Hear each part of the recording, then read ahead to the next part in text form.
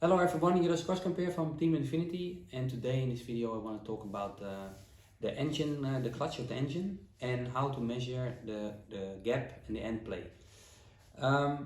In the past I already made some videos about how to make the clutch setup and how to measure the play. But I got a new tool here, and the tool is from Dista Test. It's from Coten Escuderia racing product.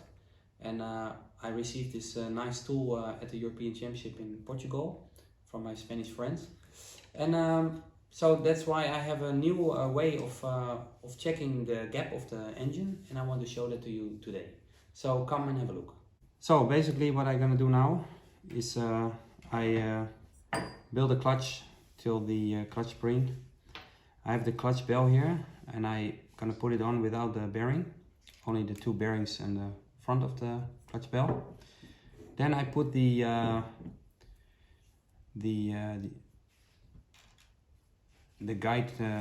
guiding for the thrust bearing, and I put the thrust bearing on. So it's basically the bell without the bearing, put on, only the bearings here. And what I do now, I take the Dista Test and I screw it on. I turn on and I measure the total gap now. So I haven't put the shims from the outside on the inside. This is just completely the total gap of the clutch, which is, let's say, 1.22. So I want to have a gap of about 0.75 total. So what I'm gonna do, I only gonna add, let's say, 0.5 shims on the outside first. This is of course a completely different way of measuring the clutch when I use the calipers before and measure it from here. But I will show you later why I do this now. So I'm gonna take shims with a total of 0.5. So I'm gonna put the shims on the outside. I put the thrust bearing back on, and I'm gonna measure again the gap. And now put on 0.75. And now I have 0.75 of overall gap.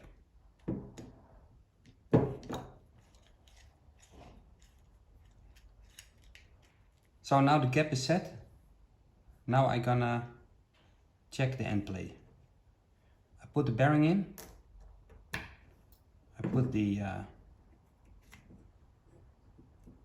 everything first. Now I'm gonna check the play.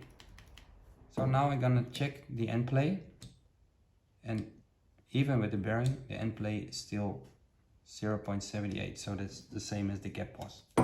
So I have to put a lot of shims on the inside. I put 0.7 shims now on the inside.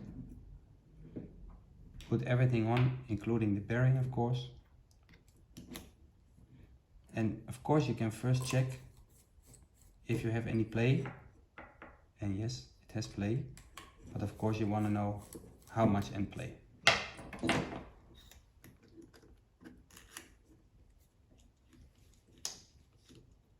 Okay. Now put it on 0.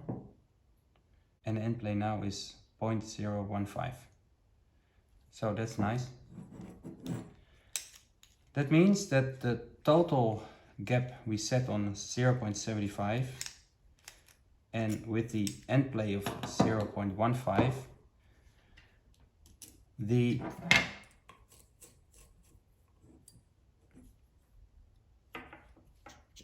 that means that the total gap, which is 0.78, and the end play is 0.15, that if you're gonna measure it now with the calipers, the gap, it should be about 0.62, 63. So this I want to make sure that that's it. So I want to make sure that that's the same. So what we do is we have to take out everything. Now we're going to remove the truss bearing and we're purely going to check the gap with the calipers. So first we set it on 0, 0, and now we're going to put the shims that we put before.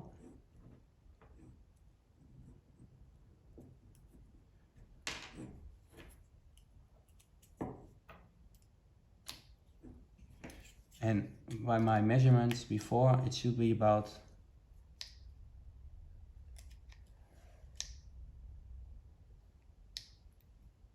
0.61.